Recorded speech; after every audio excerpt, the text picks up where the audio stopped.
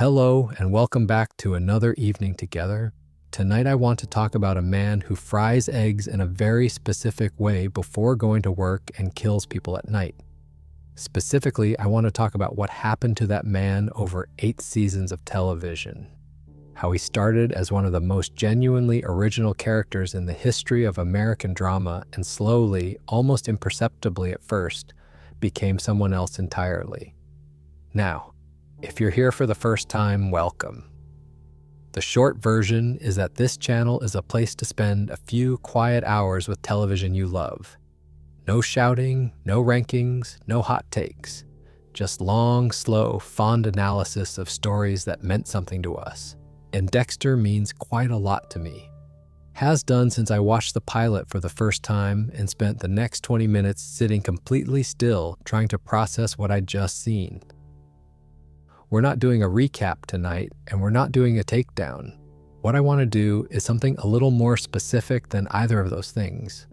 I want to trace the arc of Dexter Morgan as a character, not as a plot vehicle, not as a franchise, but as a person the show created and then gradually lost track of, because I think that's what actually happened. The show didn't get worse because the writers stopped caring. It got worse because the character at its center stopped being the character who made it work in the first place. There's a specific thing Dexter does in the opening credits of every season of the original series. He makes breakfast, he fries an egg, squeezes an orange, ties his shoelaces. All completely ordinary. And yet somehow it's unsettling in a way that's hard to put your finger on because you're watching someone perform normalcy with so much precision that the performance itself becomes the thing you notice. The egg isn't breakfast, it's a demonstration. This is what a person without a secret looks like. Watch. That image, Dexter as a man in permanent performance of a life he doesn't quite have, is the whole show. And for 4 remarkable seasons, that image was handled with so much care and intelligence that the show became something genuinely great. One of the best dramatic series of its era. Then the people who understood that image left, and the people who stayed gradually lost sight of what it meant.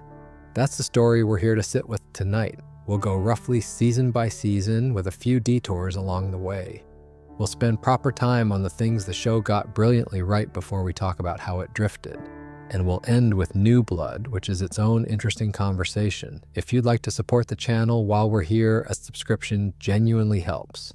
But there's no pressure. Get comfortable. Let's talk about Dexter Morgan. Let me start with the voice. The voice is Michael C. Hall's voice exactly. Hall's voice exactly, though that's part of it. I mean the narrative voice, the internal monologue that runs through every episode like a second thread underneath the action. Dexter talks to us constantly. He tells us what he's thinking, what he's feeling, what he notices. And in the early seasons, what he's noticing is genuinely interesting because he's observing the world with this combination of sharp intelligence and total bewilderment at the way other people work. There's a line from the very first episode that I've thought about a lot over the years. Dexter's watching a crime scene. Bodies arranged, blood dried, the whole thing sitting in bright Miami sunlight. And he says it looks like a new and daring section of Disney World. That's a very specific kind of observation. It tells you immediately that this person does not have the emotional wiring that most people have, that he processes what he sees through a completely different framework. And it's funny, which matters. The early Dexter voice has a dry, slightly amused quality to it that makes spending time in his head a pleasure rather than a chore. The premise of Dexter, for anyone who somehow wandered in without having seen it, is this. Dexter Morgan is a forensic blood spatter analyst working for the Miami Metro Police Department. He's very good at his job. He's quiet, likable, brings donuts, gets along with everyone. He's also a serial killer who operates according to a strict moral framework, the Code of Harry, taught to him by his adoptive police officer father. The code has 2 fundamental rules: only kill people who have killed others and escape justice, and never get caught. Harry Morgan, Dexter's father, is worth spending a minute on, because he's the character whose shadow falls over everything that happens for 8 seasons. Harry was a Miami detective who recognized something dangerous in the young boy he was fostering. Rather than seeking professional help, rather than pretending the darkness wasn't there, Harry made a decision. He would channel it. He would give it rules. He would teach Dexter to be a killer who only killed people who deserved it, who would go undetected because he understood how investigations worked from the inside. I've always thought this is one of the most quietly fascinating premises in television history. Not because vigilante justice is a novel concept, but because the specific mechanism here, a father essentially designing his child's psychopathy rather than treating it, is so morally complex and so deeply strange that the show can never stop pulling at it. Harry built the code because he loved Dexter. He also built the code because he didn't know what else to do. Those two things are both entirely true, and they sit in uncomfortable tension for the entire run. There's also the dark passenger, Dexter's term for the compulsion itself, the need to hunt and kill that exists in him independent of any rational motivation. He talks about it as something separate from himself, something he carries rather than something he is. And in the early seasons, the show is very careful about this distinction. Dexter isn't presented as someone who wants to kill in the way you might want a cup of tea. He's presented as someone who is subject to an impulse that he manages through structure and ritual, the way someone might manage any compulsion they've decided to live with rather than overcome. That framing matters enormously because it's what makes him sympathetic without being likable in a conventional way. You don't root for Dexter the way you root for a protagonist who's trying to do good in a difficult world. You root for him the way you might root for someone navigating a situation you don't fully understand, watching them manage something you can barely imagine having to manage. It's a much stranger kind of engagement, and the early show earns it properly. And then there are the relationships. The show's masterstroke in those early seasons is that Dexter's human connections are all slightly off, in ways that feel accurate to who he is. His sister Deborah, Jennifer Carpenter, absolutely on fire in that role, is the one person in the world Dexter is capable of genuinely loving. Not performing love for, actually feeling it. Their sibling dynamic is warm and specific and completely believable, and it gives the show an emotional anchor that it can return to whenever the plot gets strange. His relationship with Ritu Bennett in season 1 works because the show is honest about why it works. Rita has her own damage from an abusive marriage. She's not looking for intensity. She's looking for someone who won't hurt her. And Dexter, who can't quite access the intensity other men might bring, is in some ways a better partner for her than someone without his particular emotional limitations would be. The relationship has a genuine tenderness to it that makes you invest in it, even as you're aware that it's built on a very significant piece of omitted information. The colleagues at Miami Metro are a whole other pleasure. Musuku, with his inappropriate observations and genuine forensics competence. Angel Batistu, with his warm, decent, slightly beleaguered presence. Laguertu, navigating department politics with varying degrees of grace.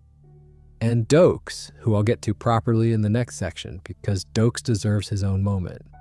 All of this to say, the character of Dexter Morgan, as he exists in seasons 1 and 2, is one of the more carefully constructed anti-heroes in the history of the medium. He has a specific psychology, a specific voice, a specific moral logic that holds together under examination. The show didn't just create a likable murderer, it created a person whose inner life was rich enough that spending an hour in his company every week felt like a genuine privilege. That person, that specific construct, is who the show lost track of. Not all at once, gradually, a small erosion here, a logic gap there, a season where the code stops feeling like a living thing and starts feeling like a plot convenience. The character who stands on the other side of that erosion is recognizably related to the one who started the show. He has the same face, the same voiceover, the same job. He's just not quite the same person anymore. And that difference, quiet as it is everything. Season 1 premiered on October 1st, 2006, and the thing I remember most clearly about watching it for the first time is the color. Miami in Dexter looks genuinely unlike any other television show of that era. Oversaturated, bright even at night. The blue's too blue, the green's too green, the blood too red. It's an aesthetic choice that turns out to be thematically loaded. This is a world rendered slightly too vivid, like someone's turned the dial on reality up just past the point of comfort. Appropriate, really, for a show about a man whose interior life is permanently calibrated differently from everyone around him. The antagonist of Season 1 is the Ice Truck Killer, a serial killer draining victims of blood completely, leaving them pale, exsanguinated, posed almost artistically on ice, which is, and I think this is brilliant, the direct inverse of Dexter's own method. Dexter leaves nothing, no blood, no mess, precise disposal. The Ice Truck Killer leaves everything except the blood. Two killers working in opposite directions, one of whom is hunting the other.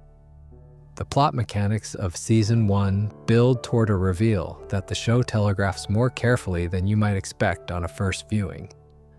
The Ice Truck Killer is Brian Moser, a man who presents himself as Deborah's romantic partner and turns out to be Dexter's biological brother, also a survivor of the same childhood trauma, also a killer.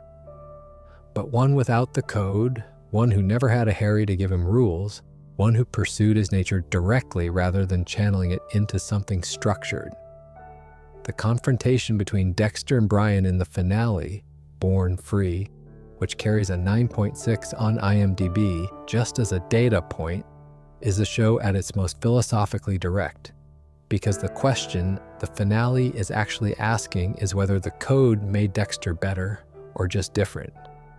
Brian is what Dexter might have been without Harry's intervention, and Dexter kills him rather than letting him live, rather than letting him destroy Deborah.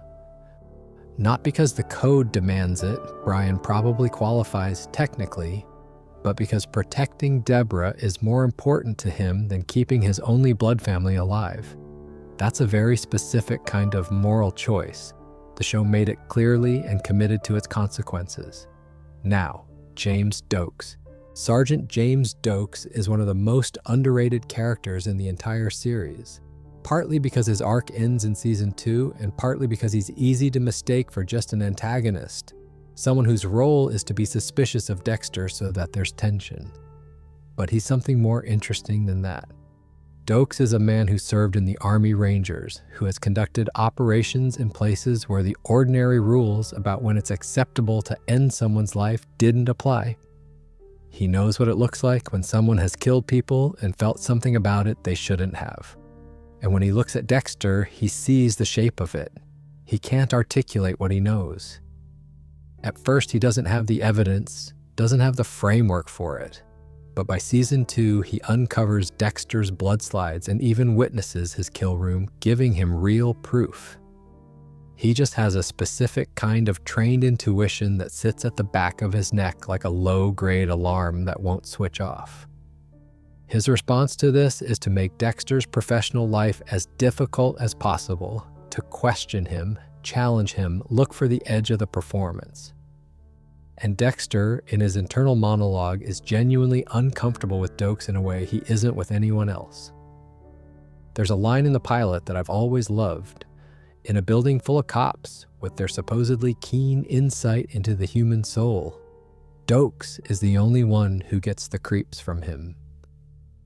And Dexter wonders why. The answer is that Dokes is the only one in the department whose own experience gives him the right lens. Everyone else sees the performance, friendly, competent, slightly awkward Dexter who brings donuts, and accepts it at face value because nothing in their experience suggests there's anything underneath. Dokes sees through the performance not because he's smarter than his colleagues, but because he's had occasion to see what lives under a surface like that before.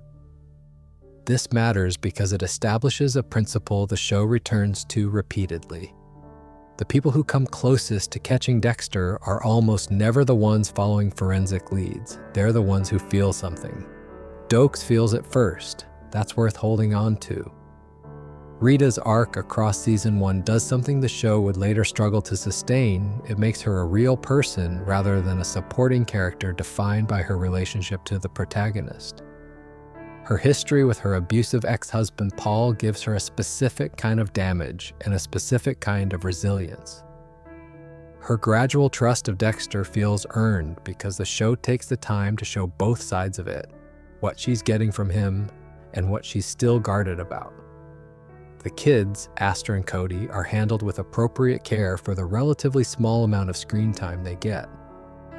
They're recognizable children rather than small adults, and Dexter's slightly baffled warmth toward them is one of the places where the show's first season is at its most quietly affecting.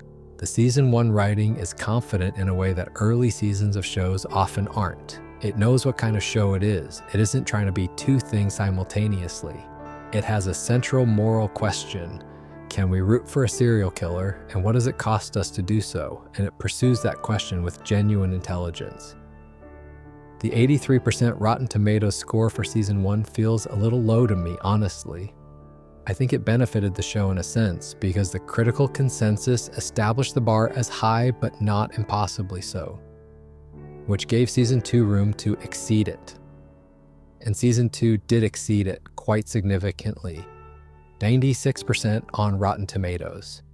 I want to sit with that for a moment. Season 2 of Dexter is the highest rated season of the show by critical aggregator scores, and I think it earns that completely. It's the season where the show's central tension, Dexter as a man perpetually on the edge of being exposed, is sustained most elegantly across the most meticulously constructed arc, using a formal device that requires a certain confidence to pull off. The device is this. Dexter's dump site, a stretch of ocean floor where he's been disposing of bodies for years, is discovered by a group of treasure divers. The FBI assigns Special Agent Frank Lundy to lead the Bay Harbor Butcher investigation. Lundy is thorough, intelligent, and genuinely good at his job. And the entire season is structured around the dramatic irony that we, the audience, always know exactly who the butcher is, while the investigation slowly closes in. What's brilliant about this is the specific kind of tension it creates. It's not suspense in the ordinary television sense. We're not wondering what happened or who did it. We're watching the gap between what we know and what the characters know, and that gap is both very funny in places and genuinely uncomfortable in others. Dexter attends the EFFBI briefings about himself. He listens to profilers describe his psychology. He makes suggestions, occasionally helpful ones, that steer the investigation in ways that buy him time. It should be ridiculous. It isn't, because the show plays it completely straight. Lundy himself is a pleasure. Keith Carradine brings a very specific kind of weathered competence to the role. This is a man who has been doing this for 30 years and has seen everything and finds Dexter politely interesting rather than obviously suspicious. His brief relationship with Deborah is handled with more care than you might expect, given that their age gap is large and the circumstances unusual. The show resists the temptation to play it for comedy and instead treats it as a genuine, slightly sad, adult romance between two people who know it probably doesn't have a future. Then there's Lila. Leela West is Dexter's sponsor in the Narcotics Anonymous program he joins as a cover for his suspicious behavior. The show's solution to Rita discovering that something is wrong being to have Dexter pretend he's a recovering drug addict. It's a plot convenience, and it's one the show acknowledges by not examining it too closely. But the Lila thread itself is genuinely interesting for a while, because Lila sees Dexter, not all of him, but enough of him that she's drawn to the darkness rather than frightened by it. Where Rita accepts the performance at face value, Lila is fascinated by the thing underneath it. The problem with Lila, and this is an interesting problem, is that she turns out to be dangerous in her own right, setting fire to her loft, ultimately setting fire to a whole building with people inside, eventually tracking down the show's season 2 antagonist in Paris and killing him. The show positions her as a villain by the end of her arc. But the most interesting version of her is the earlier one, before the villainy is fully established, when she's just a woman who has clocked something real in Dexter that nobody else has seen. What Season 2 handles better than almost any other season is the question of moral consequences. The Bay Harbor Butcher investigation forces Dexter to genuinely reckon with what he does in a way the code doesn't require him to. He can't just apply the code and feel satisfied. There's a whole federal investigation, a lie he has to maintain, a colleague who suspects him in ways that become increasingly difficult to manage. The friction is constant and specific. The Dokes arc this season is heartbreaking in retrospect. He's been suspended for assaulting Dexter, which Dexter arranged deliberately. He figures out enough of the truth to become actively dangerous, discovering Dexter's cabin, getting himself trapped there, confronting Dexter with what he knows, and then Leela, acting entirely on her own, kills him in an explosion. The show frames Dokes' death as a tragic accident from Dexter's perspective, something that happened around him rather than to him, and that framing is part of what makes it land so hard. Dokes deserved to catch him. He was the only person in the department who could have, and he died for it without ever getting there. There's a revelation in Season 2 that I think is permanently undervalued in discussions of the show. The discovery that Harry Morgan didn't die of heart disease, but of suicide. That he walked in on Dexter in the middle of a kill, saw what he had made, and couldn't live with it. The code that Dexter has structured his entire existence around was designed by a man who destroyed himself once he saw what the code actually looked like in practice. That information reframes everything the show has established up to that point. The code wasn't given by a man who was at peace with it, it was given by a man who couldn't look at it. And the question of what Dexter's supposed to do with that knowledge, carry it, revise it, abandon it, is exactly the kind of question that Season 2 asks without rushing to answer. I've always thought Season 2 is where the show proved what it could be. Not just a thriller with a clever premise, not just a cat and mouse procedural with an unusual protagonist. A genuine examination of a very specific kind of moral complexity. That examination was the engine. And it was running beautifully here. Season 3 gets 72% on Rotten Tomatoes and 78% on Metacritic. Still genuinely good television. But if you watch the first 2 seasons and then go directly into Season 3, you notice something. The edges are slightly less sharp. The moral urgency is slightly lower. The show is still doing most of the things it does well, but it's doing them with a little less conviction. The central arc this season involves Jimmy Smits as Miguel Prado, an assistant district attorney who becomes, essentially, Dexter's first real attempt at friendship. Specifically, friendship from someone who knows what he is. The setup is interesting. Dexter accidentally kills someone that Miguel was trying to protect, long story. And in the process of managing that situation, Miguel gets enough of the picture to become genuinely dangerous. The show's resolution, rather than having that tension end in catastrophe, is to have Miguel become fascinated rather than horrified. He wants in. He admires what Dexter does. He thinks the code is a reasonable framework and he wants to work within it. And for a few episodes, the show does something quite moving with this, Dexter experiencing something like the warmth of genuine companionship, of not having to perform complete normality for someone, of being known in his real shape and not rejected for it. Dexter has his sister, obviously, but what Miguel offers is different. A peer, an equal, someone operating in the same moral shadow and making the same kind of choices. The problem, as the season develops, is that Miguel doesn't actually want to work within the code.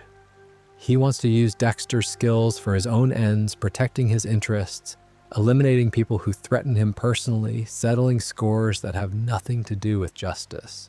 The friendship curdles into something that requires Dexter to act against someone he genuinely liked, which the show handles with appropriate weight. What I find most interesting about Season 3 in retrospect is a smaller moment that tends to get overshadowed by the Miguel arc.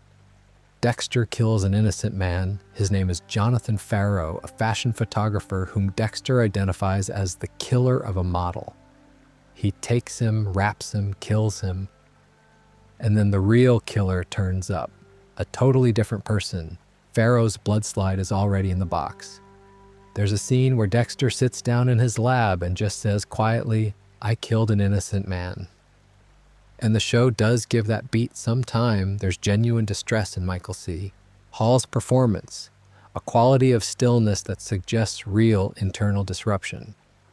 But then the season moves on, and Pharaoh largely isn't referenced again, and the code doesn't appear to be fundamentally revised in response to having failed in the one way it can never fail. That slippage, the show creating a significant moral complication and then not fully committing to its consequences, is something you'll notice more and more as the seasons progress. In Season 3, it's a single instance, manageable enough that it doesn't derail anything. But the pattern it establishes is one that becomes harder to ignore later. The secondary villain this season, a killer who removes the skin from his victims, is weak. He exists in the same season as the Miguel arc, but never feels integrated with it. He's just something Miami Metro is investigating while the real drama happens elsewhere. For the first time, the show has a B-plot that genuinely reads as filler. The Rita pregnancy storyline, the engagement, the movement toward the domestic life Dexter is trying to construct, these elements all work. The show is still paying careful attention to the continuity of Dexter's personal life, and that consistency is part of what keeps Season 3 anchored even when the plot wobbles. It's a transitional season in the best sense, transitioning from what the show was toward Season 4, which is where everything it had been building arrives. Season 4 opens with a parody of the title sequence. In the original credits, everything is precise. The egg cooks perfectly, the shoelace ties smoothly, the coffee pours in one clean arc. In the Season 4 premiere, Dexter misses the mosquito, pulls on a stage Dexter, the man who constructs meticulous rituals around every significant act of his life, can still manage the simple act of getting dressed without anything going wrong. A significant act of his life can no longer manage the simple act of getting dressed without something going wrong. It's a 2-minute sequence, and it tells you everything about what Season 4 is actually about. Not the Tranquillity killer, not the investigation, not the cat and mouse. The season is about what it costs a man like Dexter to want a normal life so badly that he keeps setting himself up to fail at having one. John Lithgow as Arthur Mitchell, the Tranquillity killer, won an Emmy Award and a Golden Globe for this performance, and both are deserved. Lithgow does something very specific here that is worth paying attention to. He plays Arthur Mitchell not as a monster who wears a human face, but as a man who has built a human life on top of something monstrous, and who is, at this point, so far into the construction that he can barely distinguish which parts are real. His family life, the wife who is terrified of him, the son who copies him and hates him for it, the daughter who has learned to become invisible, is not a facade in the conventional television villain sense. It's what genuine long-term evil looks like when it has 30 years to build infrastructure around itself. The Thanksgiving episode, Season 4, Episode 9, Hungry Man, is worth a specific mention because it's one of the tensest pieces of television the show ever produced, and almost nothing violent happens in it. Arthur's family sits around a table, they eat, people try to maintain the surface of a normal family meal while everything beneath the surface is coiling tighter and tighter.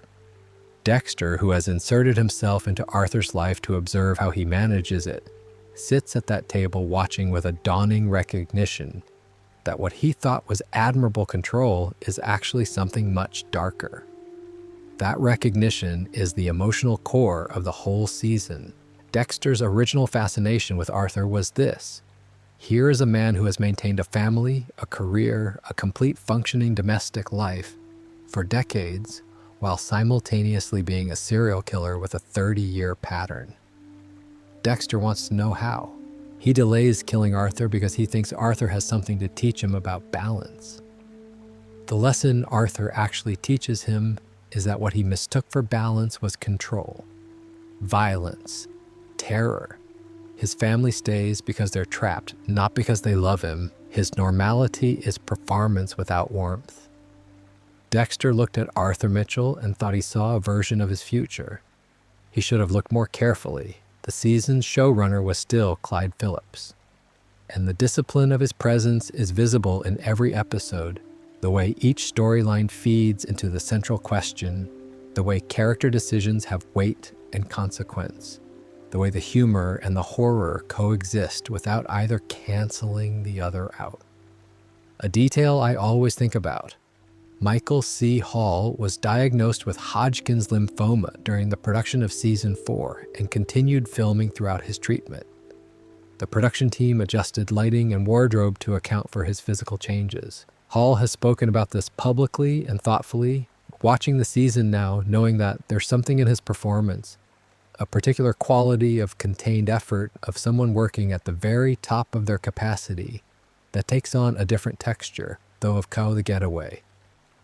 Dexter kills Arthur in the room where he kept the kidnapped boy. No ceremony, no ritual, just the necessary end of something that needed to end. It's Arthur in a parking structure. No ceremony, no ritual, just the necessary end of something that needed to. And Rita is dead in the bathtub. Ite A. Gets a warm answer. Relief.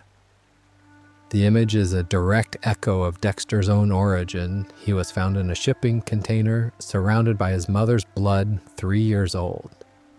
O of Dexter's own origin, he was found in a shipping container, surrounded by his mother's blood, 2 years old.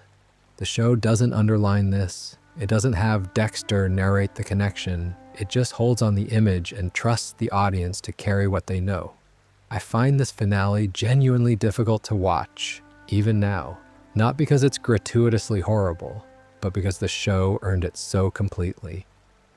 Every decision Dexter made that season, every moment he chose to delay the kill, to observe Arthur, to learn from him, led to exactly this. The consequent Clyde Phillips left his role as showrunner after season 4, but onality is what real tragedy requires, and season 4 achieves it. Clyde Phillips left the show after this season. He's spoken in interviews about the season 4 finale, specifically about his original intended ending for the series as a whole, a vision of Dexter on death row watching his own execution play out in the faces of every person he ever killed. Whether or not that particular ending would have worked, the image of it is interesting. It's a creator who understood that Dexter's story had to end in a specific kind of reckoning. What came after his departure is a show that kept looking for that reckoning and never quite found it again. Now let me take a short detour away from the seasons themselves, because I think there's a structural story here that's worth understanding before we go into seasons 5 through 8. It's a story about what a showrunner actually is and what happens to a show when the person running it changes. In American television, the showrunner is a specific kind of creative authority. They're not just the head writer, they're the person in the room every day, approving scripts, overseeing edits, making the 1,000 small decisions that determine what a show sounds and feels like, what a character would say in a given moment, what the camera should linger on, what deserves to be treated as morally significant, and what should pass without comment. They're the person whose taste saturates everything. Clyde Phillips ran Dexter for its first 4 seasons. Under his tenure, the show had a very clear sense of what it was. Dexter's internal moral framework was always the center of gravity. Every story arc, every antagonist, every relationship was evaluated against the question of what it meant for the code and for the man trying to live by it. The show's humor was always rooted in that same moral specificity. The things Dexter found funny and the things he found genuinely troubling told you as much about him as any plot event. When Phillips departed after season 4, Chip Johannesson took over for season 5, one transitional year, handling the immediate aftermath of Rita's death, introducing new characters, trying to stabilize a show that had just done the most structurally disruptive thing imaginable. Season 5 is fine, mostly. We'll get to it. But then Scott Buck took over for seasons 6, 7, and 8, and the critical scores tell a specific story. Season 6, 38% on Rotten Tomatoes. Season 8, 35%. Season 7 recovered somewhat to 79%, which is interesting and worth examining. But as an overall arc, the Phillips era and the Buck era are almost entirely distinct in tone, in quality, and in their handling of the character at the show's center. The thing I find most interesting about this isn't the criticism itself. Showrunner changes happen, shows vary in quality, this isn't unusual. What's interesting is how precisely the quality of Dexter tracks the creative leadership. This is a show where the moral specificity of one particular sensibility was so integral to what made it work, that when that sensibility left, what remained was a technically competent version of the show that couldn't quite locate the engine anymore. Phillips has spoken in interviews about having a clear vision for where the show was going. He understood what the character needed, not necessarily in terms of plot, but in terms of what the internal logic demanded. Every time Dexter acted, there was a specific weight to the action because the show understood its own rules from the inside. After his departure, the rules still existed. They just stopped being felt. The code became a checklist rather than a living moral framework. The dark passenger became a plot device rather than a psychological reality. The character was technically the same by all formal metrics, but something had gone quiet that used to be loud. I want to be clear that this isn't a simple blame narrative. Writers' rooms are collaborative. No single person makes or breaks a show. And Season 7, which I have genuine affection for, demonstrates that the later writers were capable of excellent work when the story gave them the right material. But the spine of the thing, the philosophical infrastructure, was Phillips's, and its absence is audible in the seasons that follow. Clyde Phillips eventually came back, by the way. He returned as showrunner for Dexter, New Blood in 2021, and for Resurrection in 2025. The show's recovery in both critical and audience terms under his second tenure is not coincidental. But we'll get to that. Season 5 gets 84% on Rotten Tomatoes. By most measures, it's the last season in which Dexter feels like the show that came before, even as it's clearly in the process of becoming something different. The season opens in the immediate wake of Rita's death, and the show's handling of the grief question is one of the things I find most genuinely interesting about this run. Because Dexter doesn't know how to grieve. He knows how to perform grief, he understands what the expected markers are, the black clothes, the hollow eyes, the appropriate responses to condolences, but the actual internal experience of loss, the way it sits in your chest at 3 a.m, is something he's never had the emotional access to feel in the way other people feel it.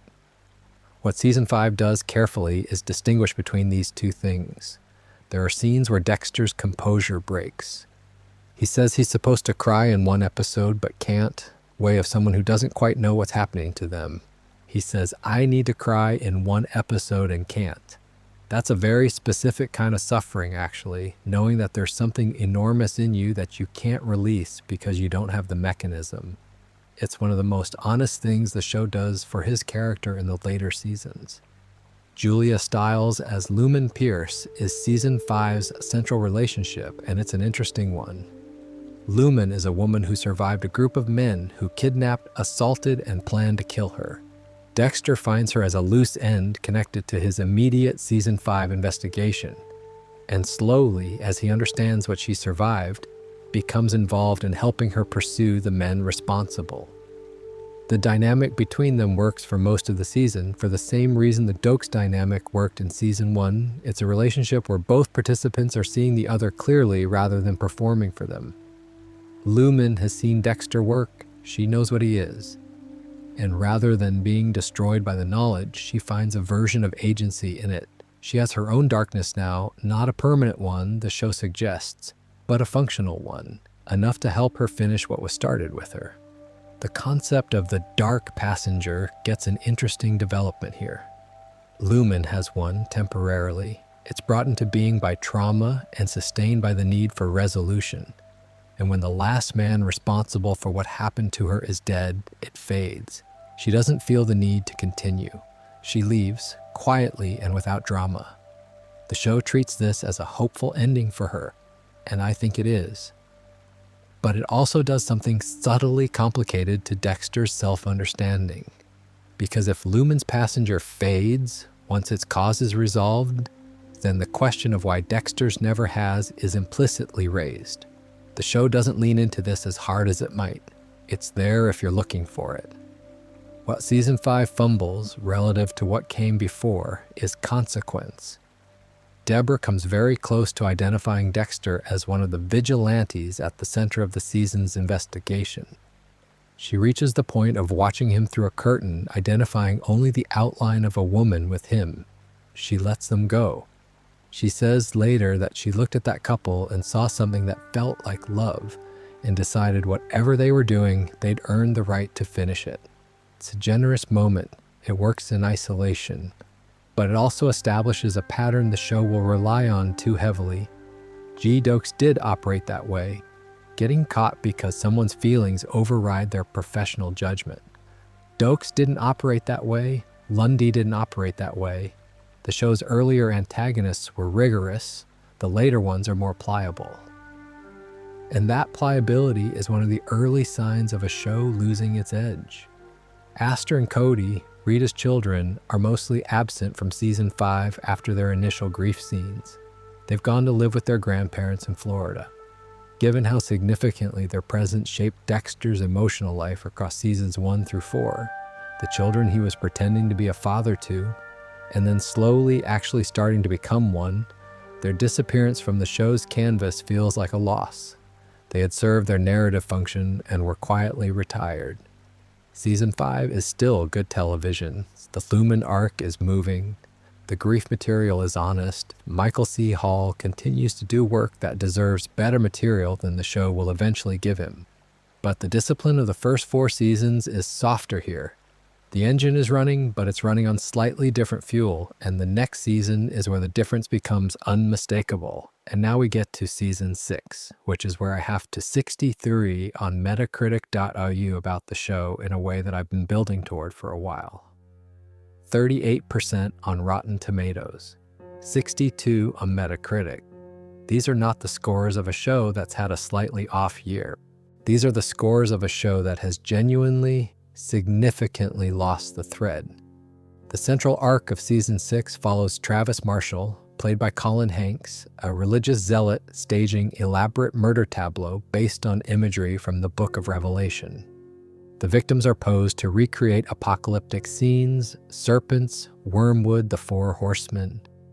The visuals are striking, the symbolism is labored, and the character at the center of it, Professor James Geller, played by Edward James Olmos, is established as the theological mentor whose apocalyptic teachings radicalized Travis's faith into the murderous scheme.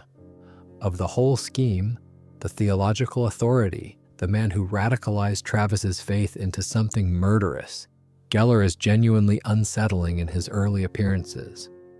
Olmos brings that specific quality he has of making authority feel ancient and slightly dangerous. And then the twist arrives. Geller's been dead for years. Travis killed him.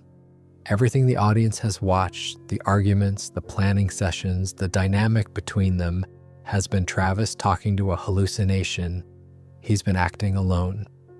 The problem, and it's a significant one, is that this twist is visible from a long way off. Not everyone catches it on first viewing, but a substantial portion of the audience did, and the forums from 2011 are full of people who called it in the second episode. The tell is fairly simple. Geller and Travis are never shown in genuine interaction with a third character. They're always alone together. The show doesn't execute its misdirection with the precision a successful mystery demands. When the underlying mystery of your season can be solved by noticing that 2 characters never share a scene with anyone else, the twist isn't working as a twist. It's working as a puzzle with the solution printed on the back. But here's the more interesting problem with Season 6. It isn't primarily about Dexter's psychology. For the first time in the show's run, the central thematic concern of the season, the conflict between faith and reason, the question of whether religious belief can coexist with what Dexter knows about humanity, exists at the level of theme rather than character. The show keeps reaching for profundity about religion and violence and never quite closes its hand around anything. Dexter has conversations about faith that feel grafted onto who he is rather than growing from it. The early seasons were about specific things in Dexter's life: his brother, his exposure, his marriage, his children, his mentor, and moral architect. Season 6 is about ideas, and ideas, without specific human weight behind them, don't make for good drama, at least not in the way this particular show was designed to function. There's also the Deborah subplot this season that I want to mention because it's one of the stranger creative decisions the show made across its entire run. Deborah is in therapy. Her therapist, examining her relationships and attachment patterns, eventually suggests that her feelings for Dexter might be more than fraternal. The show appears to be building toward a revelation of romantic feeling between the two of them. Then it backs away. The threads are never resolved. The therapy arc just ends. I genuinely don't know what to make of this. It's possible the writers were testing water that turned out to be very cold indeed. It's possible it was always intended as a misdirection. What I do know is that it's handled awkwardly, neither committed to nor cleanly abandoned. This is the way the world ends. That one earns its 9.1 on IMDb, and it earns it on the strength of a single image and a single decision. Ends? That one earns its 9.2 on IMDb, and it earns it on the strength of a single image and a single decision. Deborah walks into a church at the wrong moment. She sees Dexter standing over Travis Marshall with a knife. She sees the plastic wrap. She sees the ritual. She knows. Everything the audience has been waiting 6 years for arrives in about 3 seconds of screen time. And even if the season that preceded it was significantly weaker than what came before, the finale delivered exactly what it promised. Season 7 had a remarkable task ahead of it, to honor that moment with the weight it deserved. And for a while it did. 79% on Rotten Tomatoes. The best score the show managed after Season 5, and honestly, a score that reflects what Season 7 genuinely achieves. The thing about the Deborah Knows premise, what it required to work, was that both characters had to be allowed to be genuinely destabilized by it. Deborah can't just accept it and move on. Dexter can't just manage her the way he manages everyone else. The revelation has to cost both of them something real. And the risk Season 7 takes very deliberately is spending a full season in the wreckage of that cost. Jennifer Carpenter is exceptional this season. She gets more morally complex material than Deborah has had in any previous season, and she plays the full spectrum of it. The horror, the denial, the slow and awful reorientation of everything she thought she knew about her brother, the gradual and terrible decision to help him rather than expose him. Her performance across Season 7 is one of the show's unsung achievements. DeBrew Morgan was always the emotional core of the show, more than most critics acknowledged, and Season 7 is where that centrality becomes undeniable. Dexter's dynamic with Deborah this season operates on a register the show hadn't used before, a kind of grief-adjacent intimacy. Two people dealing with a shared reality that has permanently altered the way they relate to each other.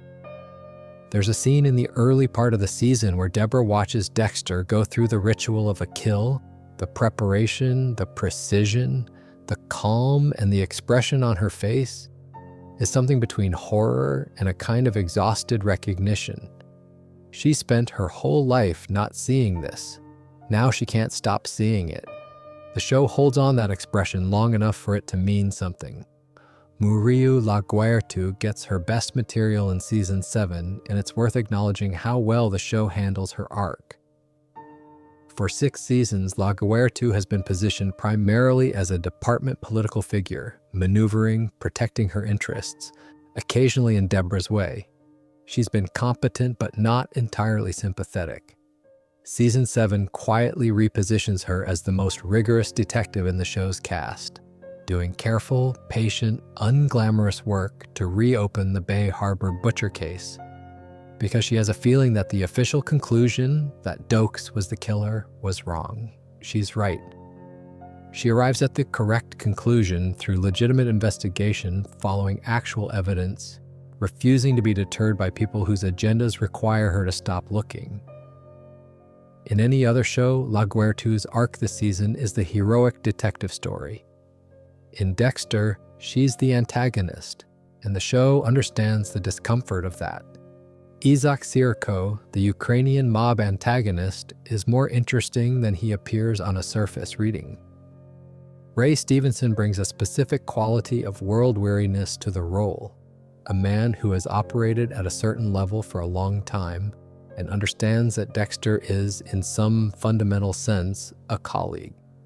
There's a scene where Sirko and Dexter have a long, relatively honest conversation about what they are, and it's one of the better written scenes in the show's later years.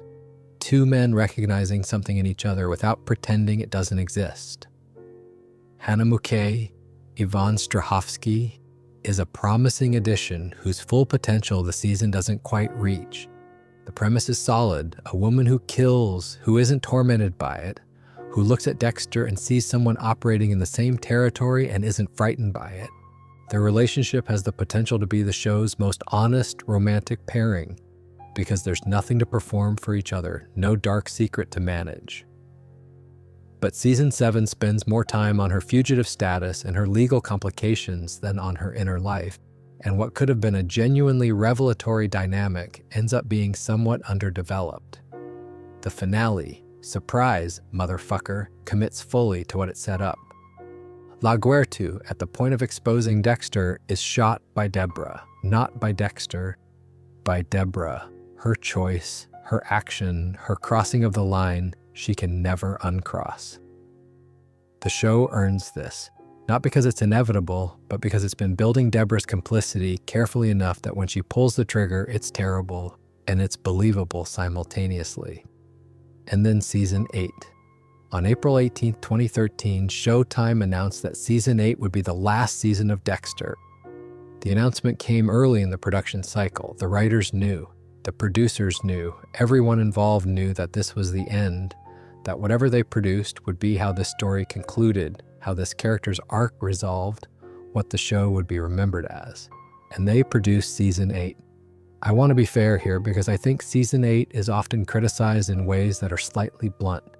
The issue isn't that it's all bad. There are individual scenes this season that are genuinely good. Charlotte Rampling as Dr. Evelyn Vogel is a compelling addition in the early episodes, a neuropsychiatrist who reveals that she worked with Harry to develop the code, that the entire moral framework Dexter has operated within for his whole life was designed in consultation with a woman he's never met. That's an interesting premise. The third architect of his psychology, someone even Harry was accountable to. The problem with Vogel, and this is representative of Season 8's general difficulty, is that the show doesn't fully commit to what her presence means. She arrives with enormous implications and is used primarily as a plot mechanism rather than as the philosophical disruption she should be. If Dexter's code was designed by someone else, if Harry wasn't its sole author, then questions about its authority and its validity become urgent. The show raises these questions and then moves on to the next scene. The Deborah arc is Season 8's most genuinely painful element, and I mean that in the way things are painful when the show is doing something right. After shooting LaGuertu, Deborah has come apart. She's using drugs, she's left Miami Metro, she's working private security for an arms dealer. She looks at her brother and can't quite remember who she was before she knew what she knew. Jennifer Carpenter plays this with an honesty that the season doesn't entirely deserve. She brings something real to scenes that are written at a slightly lower altitude than her performance. The season's primary villain, the brain surgeon, an amped-up psychopath, is the show's weakest primary antagonist after the Doomsday Killer. He exists to put pressure on the final episodes rather than to generate any genuine thematic conversation with Dexter. Earlier seasons used their antagonists as mirrors for Dexter. Brian reflected what he might have been without Harry. Arthur reflected what maintaining his life might actually cost. Dokes reflected what he looked like from the outside to someone with the right frame of reference. The brain surgeon reflects nothing. He's just someone doing terrible things. The Argentina plan. For the middle section of Season 8, the show builds toward a resolution. Dexter will flee to Argentina with Hannah Muke and Harrison. The three of them will start over somewhere else. It's presented as if this might actually happen, as if the show is going to end with a version of Escape and a functional family unit. It doesn't, obviously, but it doesn't not happen for any dramatically earned reason. It doesn't happen because Deborah gets shot. Deborah's death is handled with more care than some of what surrounds it. Her stroke, the hospital, Dexter sitting with her. These scenes are quiet and genuinely affecting in places.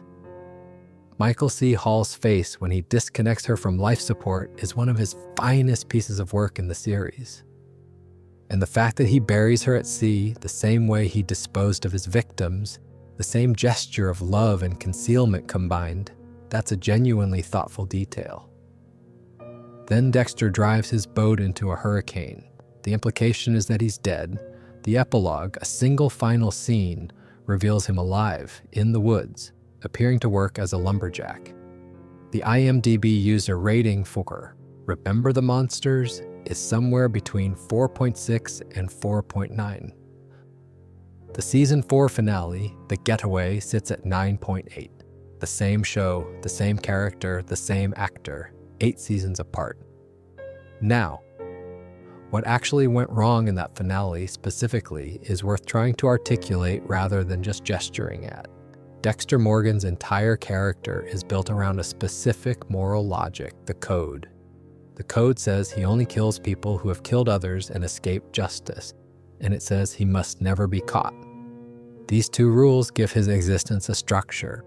They're not good rules ethically, but they're his rules, the ones that give his actions meaning and that give the show something to push against.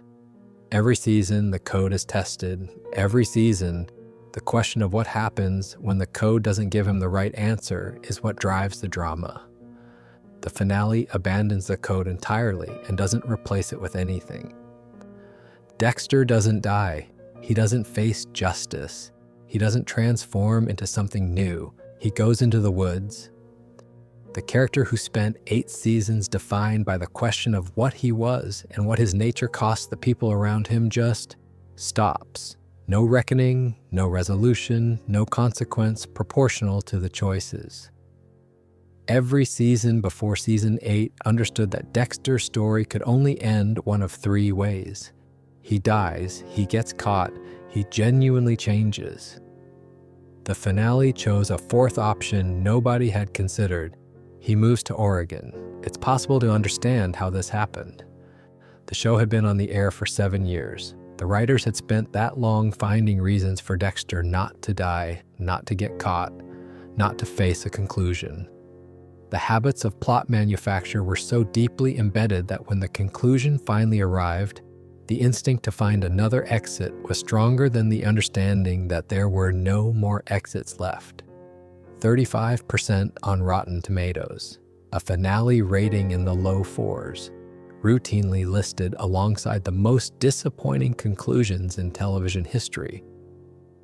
And yet, and this is the thing about Dexter that I find genuinely moving, people still talk about it. People still rewatch seasons 1 through 4. People came back for new blood in numbers that broke Showtime's records. The awful ending didn't destroy the show's legacy. It just meant the legacy lived in the first half of the story rather than the whole of it. Let me try to be specific about something that I think is usually discussed in vague terms when people talk about Dexter getting worse. It's not mainly about the plots. The plots were always slightly improbable. A forensic analyst who is also a vigilante serial killer in the same city where he works is not a premise that demands strict naturalism. The implausibility was always there, and it was never really the point. What changed was something more internal. The character of Dexter Morgan in the early seasons was genuinely thinking, and in the later seasons he mostly wasn't. The voiceover narration is the clearest evidence of this. In seasons 1 and 2, the internal monologue is specific, searching, frequently surprising. Dexter is not just describing what's happening, he's interrogating it. He asks himself questions and doesn't immediately answer them. He notices things about human behavior that are genuinely strange and genuinely observed. He has opinions that are wrong in interesting ways and occasionally right in ways that take you by surprise. By season 6 and 7, the voiceover has flattened. It describes, it announces, it tells you what Dexter is feeling in relatively simple emotional terms, rather than showing you the process of his thinking. It's become a summary tool rather than a window. And that change in the narration is a symptom of a change in how the show understood what it was doing with the character. There's also the dark passenger. In the early seasons, when Dexter talks about the passenger, it's with a specific quality of cohabitation. This is something he lives with, manages, negotiates. He doesn't experience it as entirely his own. There's a useful ambiguity about where Dexter ends and the passenger begins. In later seasons, the passenger becomes a more mechanical plot device. It gets suppressed, it comes back, it functions as a lever. The story pulls when it needs Dexter to need to Cayenne season 4. When Dexter kills Jonathan Farrow and discovers he was innocent, the code is genuinely threatened. The rules failed in the one direction they cannot fail. Overs he was innocent, the code is genuinely threatened. The rules failed in the one direction they cannot fail. In the early seasons, this would have been a sustained reckoning. What does it mean to operate within a moral framework that has just demonstrated it's fallible? What do you do when the structure you've built your entire life on produces the wrong answer? Season 3 raises this question and doesn't adequately pursue it. Later seasons raise increasingly severe versions of the same question and pursue them less and less. By the final seasons, the code is mostly a thing Dexter mentions occasionally, and its deeper implications are no longer being examined. The relationships tell a version of the same story. Rita was a fully developed person with her own history, her own complicated feelings, her own arc that existed independently of her relationship with Dexter. The show spent significant time on her in the first 4 seasons, her family, her past, her growth, her small domestic dramas. When she died, it was devastating partly because she had been made real enough for her death to carry real weight. Lumen was real, but partially she was real within the season, but her realness was in service of Dexter's story in a way that Rita's wasn't quite. Hannah McKay was presented as having an inner life, but the show spent less time building it than it spent on her fugitive logistics. Each successive significant female character got slightly less of the show's investment, slightly less interiority, slightly more function. Harrison, Dexter's son, is perhaps the most significant case. He begins the show as an infant, grows through the seasons as a background presence, is used repeatedly as an emotional symbol, the child who might inherit his father's nature, the son for whose sake the code should mean something, and is almost never treated as an actual person with his own point of view within the original series. That finally changed in New Blood, which I'll get to, but the pattern within seasons 1 through 8 is of the show's emotional landscape gradually contracting, until by the end it's mostly just Dexter and his immediate plot problem, with everyone else positioned in relation to that rather than existing with their own independent weight. I've always thought the most telling sign of this contraction is what happened to the kill ritual. In the early seasons, Dexter's preparation for a kill is treated with genuine ceremony. The plastic wrap goes up slowly, the tools are laid out in order, each step has a quality of meditation to it. A man performing a private liturgy that is the most honest expression of what he is. The camera lingers, the music does something quiet and specific. The kill room is the one place Dexter doesn't have to perform anything. In the later seasons, the rituals are there because they have to be there. It wouldn't be a Dexter kill without the plastic wrap. But the camera doesn't linger the same way. The scene doesn't breathe the same way. It's a signature now, a brand element, rather than a character's truest self-expression. That distinction between something done because it means something and something done because it's expected is probably the clearest summary of what changed about Dexter Morgan across 8 seasons. He started as a man performing normalcy and living authentically only in these specific private moments. He ended as a character performing the moments that once contained his authenticity. The shell of the man remained. The specific gravity of him had gone elsewhere. Dexter. New Blood premiered on November 7th, 2021. It averaged 8 million viewers per week across all platforms, making it the most watched series in Showtime's history. Given that the show it was continuing had ended with one of the most widely criticized finales in the history of prestige television, that number is remarkable. People came back.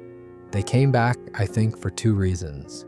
The obvious one is that Dexter is Dexter. The first 4 seasons built enormous goodwill that survived the disappointment of the finale, and the appetite for more story was real. But the other reason, less obvious and more interesting, is that the announcement of New Blood was accompanied by the news that Clyde Phillips was returning as showrunner. That mattered. It was a signal, almost a public acknowledgement, that the people bringing the show back understood what the original show had lost and wanted to recover it. Not revisit it or nostalgically recreate it, recover the sensibility, the moral specificity, the weight. And New Blood, for the most part, delivers. The premise is elegant in its simplicity. Dexter has been living for roughly a decade as Jim Lindsay, a name that is itself a small joke. Jeff Lindsay being the author of the original Dexter novels, in Iron Lake, a small town in upstate New York. He has successfully suppressed the killing urge for years. He has a job, a community, a woman he cares about, a version of the ordinary life he always wanted. He is, by the measures available to him, doing well. Then Harrison arrives, his son, now a teenager, who has tracked him down through his own considerable determination. And Harrison brings with him all the things Dexter left behind in Miami, the past, the guilt, the unresolved question of what it means to have raised a child inside the shadow of a secret that large. Jack Alcott as Harrison is a genuine revelation, and I think he's one of the reasons New Blood works as well as it does. Harrison is not a prop. He's not a symbol. He's a specific teenager with specific damage who knows something is wrong with himself, who has spent years looking for an explanation and has finally found the source. His relationship with Dexter across New Blood's 10 episodes is the most fully realized father-son dynamic the show has ever managed, partly because the show finally treats the son as an equal participant in the story. The conversation the show wants to have through Harrison is one the original series was always circling. What happens to the children of people with compulsions they can't control? Harrison grew up knowing the surface of things wasn't reliable, that the adults around him kept disappearing, that something was always slightly wrong in ways he couldn't name. New Blood asks what that does to a person, and it asks without flinching. Clancy Brown as Kurt Caldwell, the season's antagonist, is deliberately scaled. He's not a Trinity killer or an ice truck killer. He's a locally powerful man, well-liked, trusted, the kind of person small communities build their social fabric around, who also, quietly, has been doing terrible things for years. The choice to go smaller is right. After the increasingly operatic villains of seasons 6 through 8, someone genuinely embedded in everyday life feels more frightening rather than less. The season takes its time. Each episode breathes. There's a quality to the pacing of New Blood that feels like an exhale. The show remembering that it doesn't have to rush, doesn't have to fill every hour with escalating incident, can let characters sit in rooms and talk and look at each other and say things slowly. The finale does the thing the original series couldn't bring itself to do. Harrison shoots Dexter, his own son, once he understands fully what his father is and what his father was about to do. The show doesn't soften it. It doesn't pull back at the last moment. Dexter dies in the snow in Iron Lake, and the last image we get of him in New Blood is Harrison's expression as he watches, something between grief and relief, and a very young man's terrible new knowledge of what he's capable of. It's the ending Dexter Morgan's story demanded. Not a punishment exactly, or not only a punishment. Something more precise than that. The cycle of inherited violence closes violently at the hands of the person who was always most at risk of repeating it. Harrison doesn't become Dexter, he ends Dexter, and the question of whether that means he becomes something else is left appropriately open. I find New Blood genuinely moving in a way I didn't quite expect. Not because it's perfect, it has its rough moments, its slightly compressed narrative choices, but because it demonstrates that someone understood what the original show was trying to be and gave it one more chance to be that. After 8 seasons and a deeply unsatisfying conclusion, Dexter Morgan got an ending that fitted him. Late. But there. Let me talk about Harry, not just the flashbacks, though the flashbacks are a significant formal element of the show that deserve attention on their own terms. I mean Harry Morgan as a conceptual presence. As the figure whose philosophy structures Dexter's entire moral universe, and whose increasingly complicated legacy the show returns to again and again with varying degrees of honesty. Harry Morgan, as we meet him in Season 1, is a memory. He died before the show begins, officially of heart disease, though Season 2 revises that. What we see of him is entirely through flashbacks. Harry Morgan was a Miami detective who helped create the code as a private alternative to the justice system.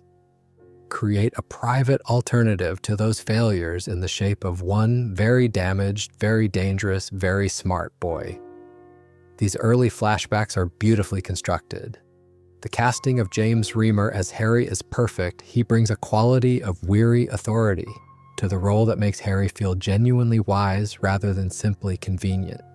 His patience with young Dexter is not performed. It reads as real love of a specific kind. The love of a man who has accepted something terrible about someone he loves and decided to love them anyway, fully, with all its implications. The most important thing the early show does with Harry is maintain his moral ambiguity. Harry is not presented as simply right. He made a choice to train rather than seek help that is, at minimum, ethically complicated. The show acknowledges this. Dexter's internal relationship with Harry's memory is not straightforward reverence. He argues with it. He interrogates the code. He notices when Harry's rules don't quite fit the situation at hand and wonders what Harry would say. As the series progresses, Harry's physical presence in Dexter's story evolves from memory to something closer to apparition. He appears not just in formal flashback, but as a voice in Dexter's head, a figure sitting in the passenger seat, appearing in doorways, offering commentary. The show blurs the line between memory and hallucination, between conscience and compulsion. In the early seasons, this blurring is handled carefully. When Harry appears, it's because something in the present is pressing against something from the past. The visions are specific and motivated. They arise from genuine moral complexity rather than from the script's need to get some exposition delivered. By the middle seasons, Harry's appearances become more mechanical. He shows up to remind Dexter of the code's parameters, to serve as a sounding board when the plot requires an internal conversation, to explain something to the audience through Dexter's internal dialogue. The haunting quality fades. He becomes a device. There's a particular moment in the later seasons that crystallizes this for me. In the early show, when Dexter consults Harry's memory, there's a quality of genuine encounter. The memory pushes back, says unexpected things, refuses to be convenient. In the later seasons, Harry's ghost tends to confirm whatever Dexter has already decided and provide a moral framework for the thing he's already going to do. The ghost has been domesticated. The Season 8 revelation that Dr. Evelyn Vogel co-designed the code with Harry should have been destabilizing in exactly this way. It should have made Harry's memory more complicated, less authoritative, more human, and therefore more fallible. Instead, the show treats it primarily as a plot development rather than a philosophical crisis. Harry's legacy remains largely intact. The code remains largely operative. The destabilization is mentioned and then moved past. I've always thought the show's original conception of Harry was that he was not a sage, but a man who did his best in an impossible situation and got something significantly wrong.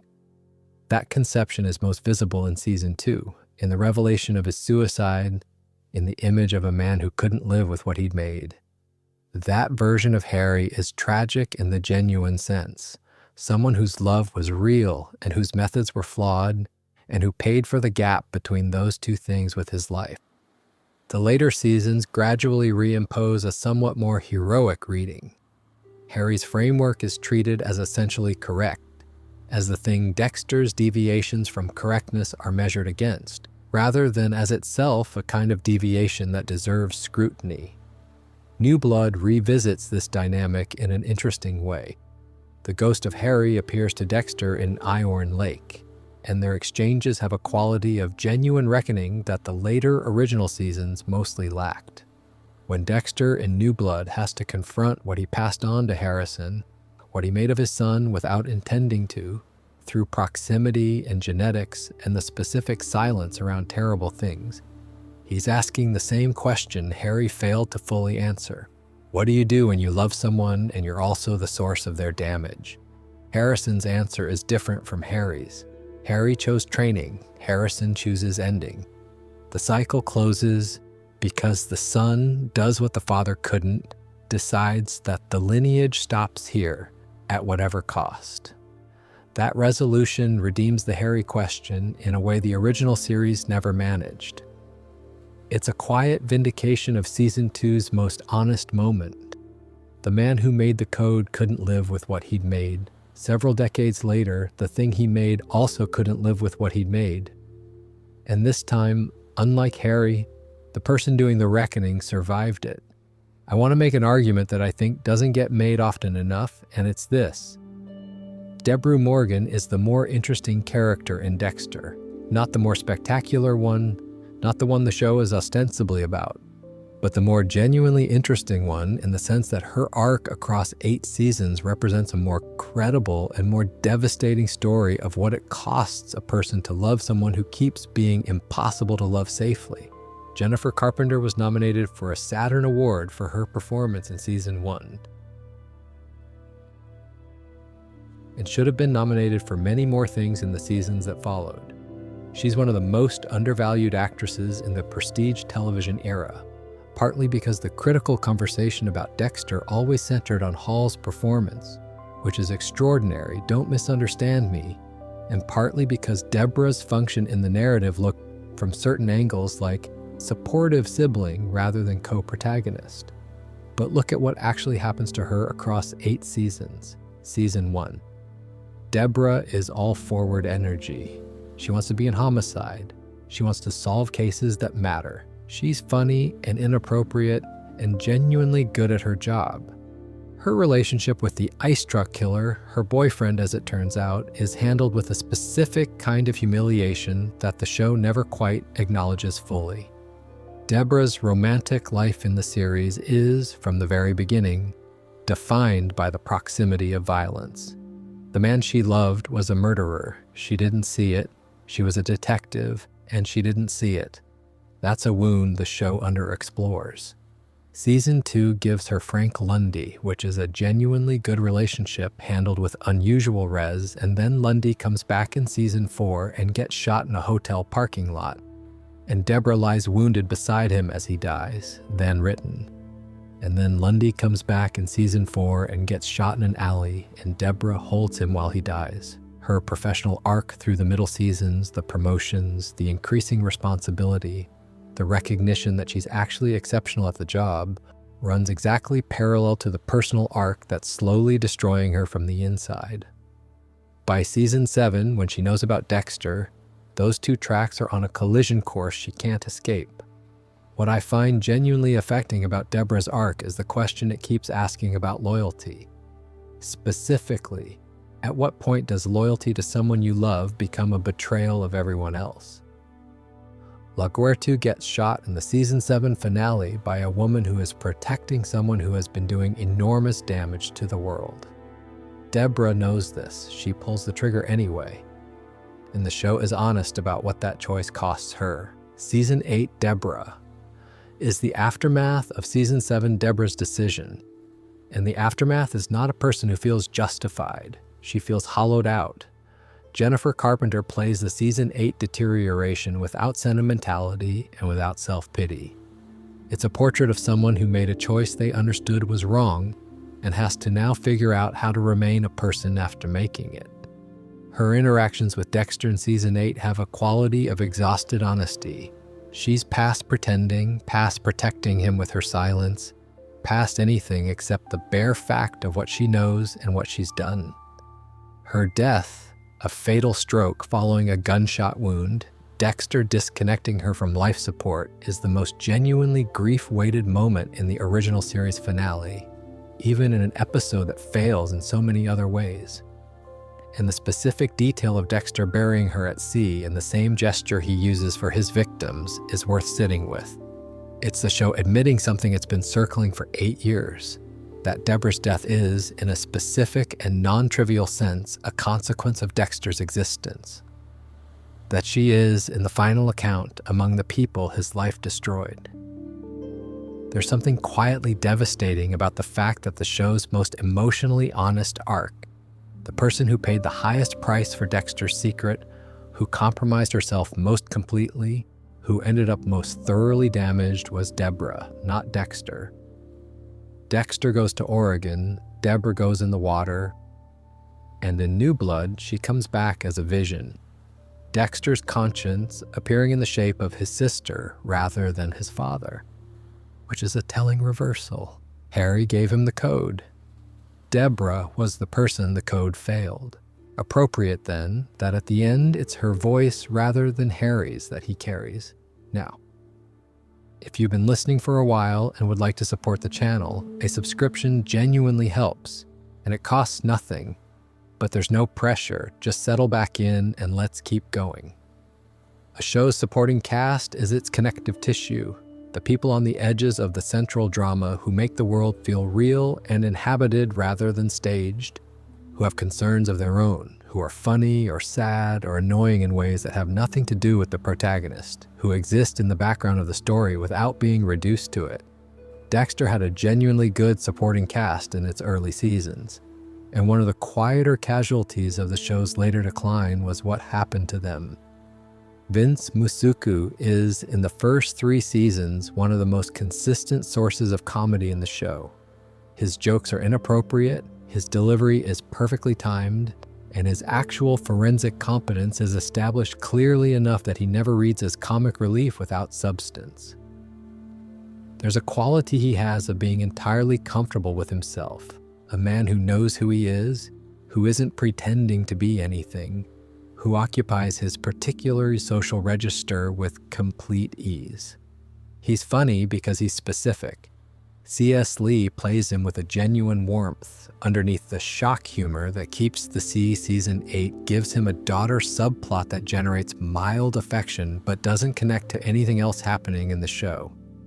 Him, a daughter subplot that generates mild affection but doesn't connect to anything else happening in the show. Season 8 doesn't give him much of anything. He ends the series as a character who exists to provide comic beats when the show needs them, and who otherwise has been left behind by the story's gravitational pull. Angel Batistu is the show's moral compass in a way that gets underappreciated. He's a genuinely decent man, a good detective, a loyal friend, a person who tries to do the right thing and mostly manages it. His relationship with Dexter is warm and specific from the beginning, built on a foundation of genuine professional respect and personal affection that feels completely real. David Zayas is so quietly good in this role that it's easy to take for granted. The La Guertu and Batistu romantic arc in seasons 2 and 3 is handled with more care than these workplace romance plots usually get. It doesn't resolve neatly, it has actual consequences for both characters' professional lives. And the show doesn't punish them for it in a moralistic way, it just shows what happens when personal and professional lines blur. In an institution where his season 8 arc involves him coming out of retirement to return to Miami Metro, which generates some personal interest but feels modest compared to the weight his earlier seasons carried. Tyre, which generates some personal interest but feels modest compared to the weight his earlier seasons carried. He's someone the show clearly loves but doesn't quite know what to do with once the central drama has consumed most of the available oxygen. Quinn's trajectory is interesting for different reasons. He arrives in Season 3 as someone potentially dangerous to Dexter, a detective with the instincts, if not quite the acuity, to notice that something is wrong. He gets close enough that for a few episodes it seems like he might do what Dokes couldn't. Then the show flinches. Quinn is gradually repositioned as a more conventional supporting character. His alcohol issues, his romantic complications, his professional frustrations. He remains likable, he remains competent, but he stops being threatening to the show's central secret. I think this is a pattern worth noticing because it repeats at a structural level. The original show used its supporting cast to create genuine friction for Dexter, people who could actually see him, challenge him, nearly expose him. Dokes, Lundy, Lachwertu in the later seasons. The characters who presented the most consistent challenge to Dexter's secret were also the ones the show was most willing to put in genuine danger or actually kill. Gradually, the supporting cast's primary function shifted from pressure creation to world population. They're there to make Miami Metro feel real, to generate subplots that give the show texture between Dexter's kills, to provide the occasional emotional beat. But the active threat they represented in early seasons, the possibility that someone sitting in the next cubicle has been paying closer attention than Dexter realizes, diminishes as the seasons progress. The Miami Metro building itself changes in this way. In the early seasons, it feels like a genuine workplace, a slightly chaotic, understaffed, politically complicated department doing real, investigative work with imperfect resources. It has institutional texture. It's the kind of place where people know each other's habits and histories, where the politics are specific and the grudges are specific and the loyalties are earned over time. By the later seasons, it's a backdrop, a place Dexter moves through on his way to the actual story. The cases Miami Metro investigates get thinner and less integrated with the central arc. The procedural texture, one of the show's early pleasures, fades in favor of more direct plotting. This isn't entirely the show's fault, to be fair. It's a natural consequence of 8 seasons of sustained serialization. The supporting cast's relationships had their arcs. The procedural ground had been covered. The show needed to escalate its central drama, and that escalation inevitably crowded out the supporting texture that made the world feel real. But the result is that by season 7 and 8, Miami Metro has become a thinner version of itself. The world Dexter lives in feels smaller, the friction more manufactured, the sense of a fully inhabited city with all its complications and competencies and histories replaced by a more functional set dressing. The show at its best made you believe Dexter was one person in a city full of real people, any of whom might at any moment see the thing he was working so hard not to be seen. The show at its worst made you feel that the other characters existed primarily to support or threaten his story and had no genuine reality beyond that. The gap between those two versions of the world is another way of measuring the gap between Dexter at its best and Dexter at its most compromised. There's something I want to spend a few minutes on before we get to the closing, because it's a part of the show that I think shaped the experience of watching it in ways that are hard to separate from the storytelling itself. The sound. Rolf Kent's main title theme is one of those pieces of television music that exists for people who watch the show as a sort of ambient memory, a sound that carries the whole atmosphere of the thing. It has a quality I find difficult to describe precisely. It's not quite sinister, it's not quite playful, it's somewhere between the two, which is exactly where Dexter himself lives. There's a kind of cheery malevolence to it. An arrangement that says, whatever you're about to watch, it's going to be presented to you with a certain amount of dark relish. The opening credits sequence, and this is something that never changed across all 8 original seasons, which I think is both a curatorial choice and a kind of statement. functions as a daily reminder of the show's central proposition. Dexter's morning routine, rendered in saturated close-up, is fundamentally about the gap between the innocent and the not innocent. Everything he does looks completely ordinary. The egg is just an egg. The dental floss is just dental floss. The knife is just for cutting meat. Except the camera lingers on each thing just slightly too long. The mosquito that gets pressed between two fingers. The blood orange that bleeds across the cutting board. The floss cutting into the gum. It's a sequence built on the principle that violence is everywhere in ordinary life if you're looking for it, that the difference between the domestic and the dangerous is a matter of attention rather than substance. I've watched those credits probably 100 times at this point, and I still find them quietly brilliant. They do everything the show's premise needs to do in about 90 seconds, without dialogue, without character, without any of the storytelling machinery the episodes themselves use. They establish a mood, an epistemology, a way of seeing. Daniel Licht's episode scoring is more unusual. It has a Latin-influenced, slightly dissonant quality that's specific to Miami, but also specific to Dexter's interior. Music that belongs to a hot, bright, colorful city, but that carries a shadow in it. Licht's score for the kill sequences is one of the show's distinctive formal signatures, something that treats the ritual with ceremony rather than horror. Music that matches Dexter's internal relationship to his own actions rather than the external violence of them.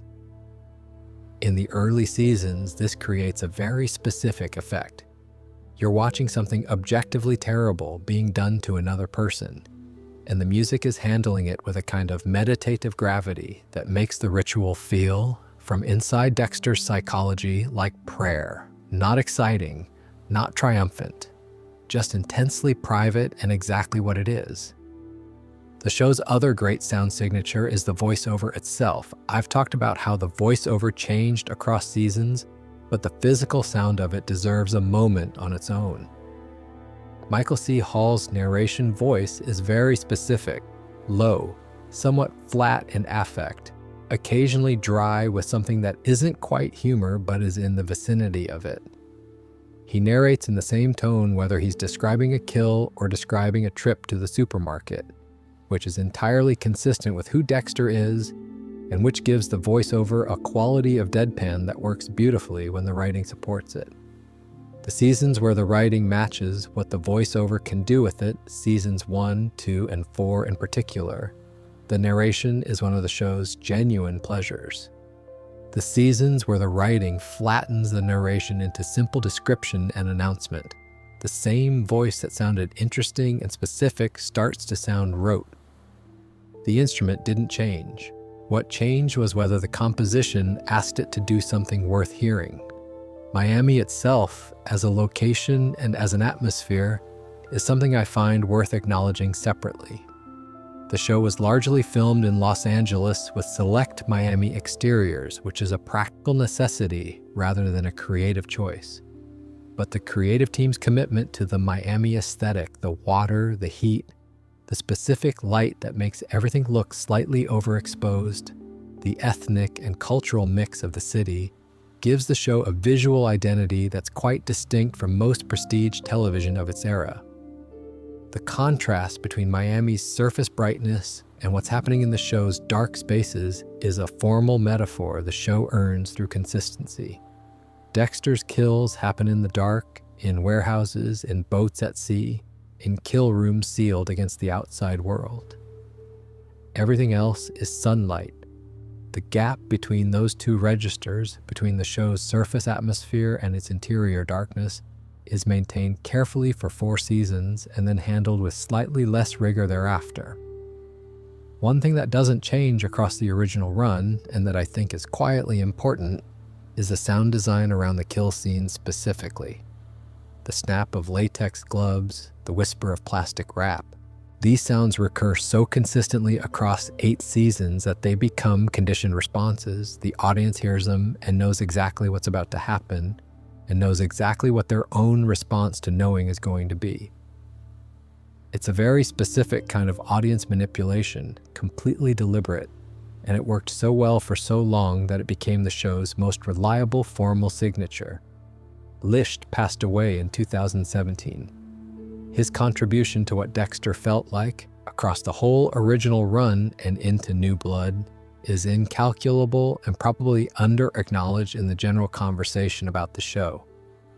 Pat Irwin took over composing duties for Resurrection with the understanding that he had very specific and well-loved shoes to fill. Since we're here talking about Dexter Morgan and how he changed across the seasons, it seems right to spend some time on the people who were put in his way, the antagonists and their evolution.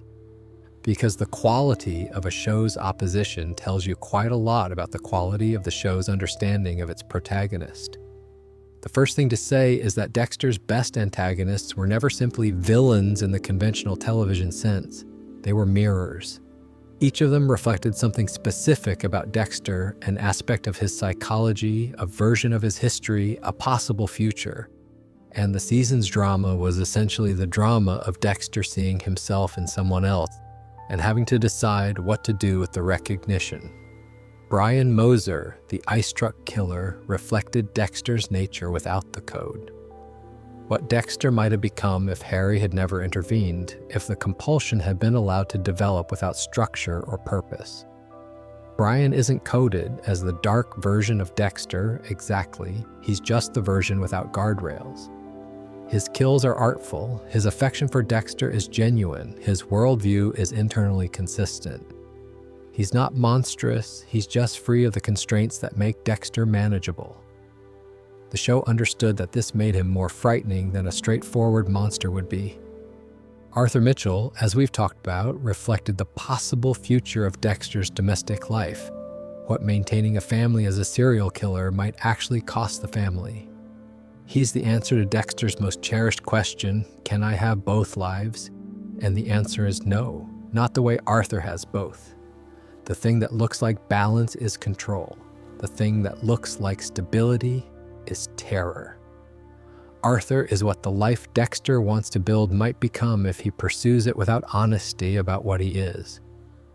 Dokes is less a villain than an opposing force, but he functions as a mirror in his own way, reflecting what Dexter looks like from the outside to someone with the specific experience to see through the performance. That's a different kind of threat from what the other antagonists pose. Dokes isn't showing Dexter who he might become. He's showing Dexter who he already is, as seen by someone who knows how to look. These first three antagonists are the show at its most intelligent about this formal choice. The opposition isn't arbitrary. It's built from the same material as the protagonist. And then, the later seasons. Travis Marshall, the Doomsday Killer, is a genuinely wasted premise. The idea of a man whose faith has mutated into violence, whose religious conviction has turned outward as destruction, that could have been an interesting mirror for Dexter, who operates according to his own private moral code with a similar combination of conviction and terrible consequences. If the show had asked what the difference actually is between a man who kills according to the code of Harry and a man who kills according to his reading of Revelation, it could have been one of the more challenging seasons. It didn't ask that question. Travis is presented as simply wrong, deluded, dangerous, without genuine moral complexity. He's not a mirror, he's an obstacle. And obstacles are much less interesting than mirrors. The brain surgeon, Season 8's primary antagonist, is the endpoint of this trend. He exists entirely as a plot mechanism. There's nothing in him that reflects Dexter, no quality he shares, no history that overlaps, no angle from which Dexter recognizes himself in this person. He's a series of terrible acts connected to the main cast by logistical threads, and the show resolves him without consequence proportional to what preceded him. Leela West from Season 2 deserves specific mention as someone who was more interesting in conception than execution, but who nearly got to be something the show hadn't tried. A woman who sees through Dexter and is attracted to rather than repelled by what she sees, who has her own capacity for violence, who represents a possible mode of living with the darkness rather than managing it. The show ultimately needed her to be a villain to resolve the season, and the villainy closes off the more interesting version of her before it fully develops. Izak Sirko is one of the later season's more pleasant surprises. A Ukrainian mob enforcer who is genuinely intelligent, genuinely dangerous, and who has a conversation with Dexter about what they are to each other that is one of the better written scenes in the post-season 4 years. His arc ends prematurely because the season has too much else going on, but in the episodes he has, Sierko functions as the mirror the show needed, someone who sees Dexter as a peer rather than a target, who engages with him as an equal from a world that runs on similar rules. New Blood's Kurt Caldwell is the best antagonist the show produced after Arthur Mitchell, for reasons that are essentially the opposite of the brain surgeon's failures. He doesn't need to be spectacular, he's local, he's embedded, he's the person everyone trusts and nobody suspects, which is exactly what Dexter himself is in Iron Lake. The parallel is quiet but deliberate. Dexter hunting Caldwell is Dexter hunting a version of himself that has been allowed to operate without even the code's minimal constraints. The echo of Season 1 is entirely intentional. One thing worth acknowledging before we close is what Dexter actually did for the television landscape of its era, because I think this gets lost in conversations focused on the decline. The show premiered in October 2006. At that point, the anti-heroes of prestige television, Tony Soprano, Al Swearingen, Vic Mackey, were all positioned within recognizable criminal or morally compromised frameworks. They were corrupt or violent in ways that had social context, institutional context, a world that acknowledged them as wrong even when they succeeded. Dexter was something different. The show was asking you to inhabit the perspective of a serial killer and find it not just comprehensible, but genuinely warm. Not in a we've been manipulated into rooting for someone terrible way, but in a way that required the show to construct a fully functioning moral philosophy, however bizarre, and have that philosophy be internally consistent enough that you could hold it in your head without the whole thing collapsing. That's a genuinely difficult thing to do, and the show did it beautifully for 4 seasons. The audience was not simply tricked into sympathy. They were given a coherent framework for understanding a character whose actions were objectively terrible, a framework that was simultaneously completely logical and completely insane. And that coexistence is what made the show interesting. What Dexter demonstrated was that the moral complexity of a protagonist wasn't bounded by the ordinary categories of right and wrong, that you could go further out into genuinely difficult territory if you built the internal logic carefully enough. That lesson landed on the television writers of the following decade with some force. The lineage from Dexter through to the morally complex protagonists of the 2010s is not a straight line, but it's a real one. The show earned that legacy through the quality of its best seasons. Whatever came after, the first 4 seasons represent television that advanced what the medium was willing to attempt and how willing it was to trust its audience to stay with something uncomfortable. That's worth remembering when you're sitting with the mess of the later seasons. The mess doesn't invalidate the achievement, it just sits next to it. So, Dexter Morgan, a man who fries eggs and ties shoelaces and goes to work and keeps a box of blood slides in his air conditioning unit, who loves his sister with a completeness he can barely express, who built a marriage and a family on foundations that included a fairly significant omission, and tried, for longer than you might expect, to make that work, who operated under a code he didn't choose, given to him by a father who destroyed himself in the process of constructing it, and who spent 8 seasons testing the code and revising the code and occasionally ignoring the code, and ultimately becoming someone for whom the code had become more habit than living philosophy. What strikes me most spending this much time with the show's arc as a whole is that it's a story about the specific cost of prolonged performance. Dexter spends 8 seasons performing normalcy, performing it for his colleagues, his neighbors, his children, the woman he loves. And what the later seasons don't quite understand is that prolonged performance doesn't leave the performer unchanged. It erodes something. The person doing the performing slowly starts to forget where the performance ends and where they begin. The early Dexter has a quality of genuine interiority, a private self that exists and has opinions and asks questions. By the later seasons, the private self has become thinner, the performance has expanded to fill more of the available space. And that's interesting not as a moral observation, but as a psychological one. It's what actually happens when people live too long inside a version of themselves they built for someone else. The show's great mistake was not understanding that the erosion of that interiority was the most interesting thing it could have shown us.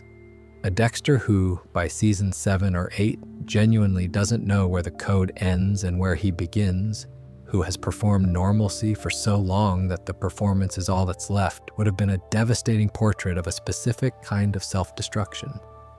The show circled it without landing on it. New Blood, in a way, retroactively acknowledges this. The Dexter of Iron Lake has been suppressing not just the killing, but everything: his history, his identity, his name. He has performed Jim Lindsay so thoroughly that when Harrison arrives and makes the old self necessary again, it has a quality almost of resurrection. The suppression was comprehensive enough that the return is genuinely disorienting, which is, I think, the most interesting version of the question the original series was always asking. What does it cost a person to live inside a performance? Everything, eventually, everything. I've spent a long time tonight with this show, and I'm glad for it, honestly. The first 4 seasons of Dexter are genuinely extraordinary television, precise and morally sophisticated, and carried by a performance from Michael C. Hall that the awards community never quite gave its proper due. 5 Emmy nominations, no wins, which is one of the minor injustices of early 2010s television. Hall was doing something in those first few seasons that almost nobody else was doing at the same time. And the fact that the show's later decline tends to color the retrospective assessment of the early work is a small additional injustice that I'd like to quietly push back against. Seasons 1 through 4 are great television. Season 4 is one of the best single seasons of any drama in the Showtime era, and The Getaway remains, for my money, one of the finest single episodes in the prestige drama canon. Not in spite of how it ends, because of it. A show willing to follow its own logic to a conclusion that genuinely costs the main character something real, that doesn't flinch at the last moment, that trusts its audience to bear what it has set up. That's an act of creative courage that most long-running series never manage. The later seasons are what they are: imperfect, occasionally excellent, often frustrating in the specific way that things are frustrating when you can see clearly what they were trying to do and how far short of it they fell. Season 7 recovered enough of the thread to remind you what the show is capable of. The finale lost it comprehensively. New Blood gave the character the ending he deserved. Late, yes, but genuinely right in a way that earns real satisfaction when you watch it back to back with the original series. Harrison doing what Harry couldn't, what Dexter couldn't, ending the cycle rather than continuing it or managing it or pretending it's manageable. That's a proper conclusion to a story that asked, for 8 original seasons and 1 brilliant limited series, what it means to build a life around something you can't acknowledge. There are things coming in the franchise. Resurrection is ongoing. There are projects in development. The world of this show is clearly not done being explored. I'll have more to say about where the franchise goes from here in future videos, including something I've been thinking about putting together on the antagonists in more detail. But for tonight, we've been here long enough. The Dark Passenger can rest. Wherever you are while you're watching this, whether it's 3 in the morning and you've been awake for too long thinking about nothing in particular, or you're settling in for the night in a way you haven't quite managed recently, or you're just drifting off with company, I hope this was a good way to spend the hours. It was, for me. Sleep well, and good night. If you enjoyed this one, there's quite a bit more where it came from. The Dexter archive on this channel goes deep, and there are more evenings of this kind of company to be had if you want them. The subscribe button is there if you'd like to make sure you don't miss anything, but no pressure either way. Just glad you were here.